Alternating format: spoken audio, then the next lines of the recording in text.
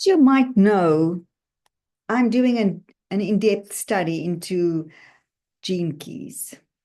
I'm also proficient in quantum human design, and I love this retreat that I'm on with gene keys about my activation sequence. And it's basically your incarnation cross in human design.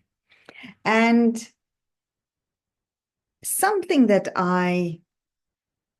really comes through, and I think this is I believe this is a universal trait, challenge, lesson of humanity, of things that we need to go through, things that we need to overcome. And two things stand out. The one is that we have become victims of our minds. The other one is that we fear to trust in the divine. So of course, I'm definitely a case study for the control by your mind kind of thing.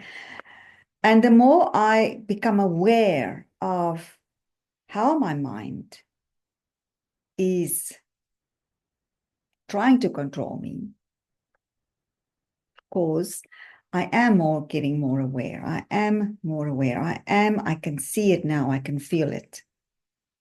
But the one thing that's really important is that stands out for me is because of the mind, we become disconnected from our bodies. We don't feel. The solar plexus with the sacral, as Richard Dudd calls it, the sacral plexus, is like another brain, okay? It's actually much more powerful than your brain. But it's in that sacral plexus that is our connection with source, with our guidance, with our inner being of giving us direction. So when we get inspiration from the mind, it doesn't mean that it's our idea because, okay, sorry, I have to do a little bit of backtrack here. You see that we are vessels to receive inspiration, especially if you have an open head like me, open head center as in human design. So we receive many ideas, and we actually live in a thought universe, with an ocean of thoughts coming through us and at us anytime. Thoughts that find a place to land that is a match for the frequency of the thought. So remember that too for your negative thoughts that we get, and we all get them. Now, so we can receive many ideas, but they may not be ours. You see? That's why it's important to wait for divine timing. Because if it's not your idea, if it's not your idea, then you can go and create and, go crazy.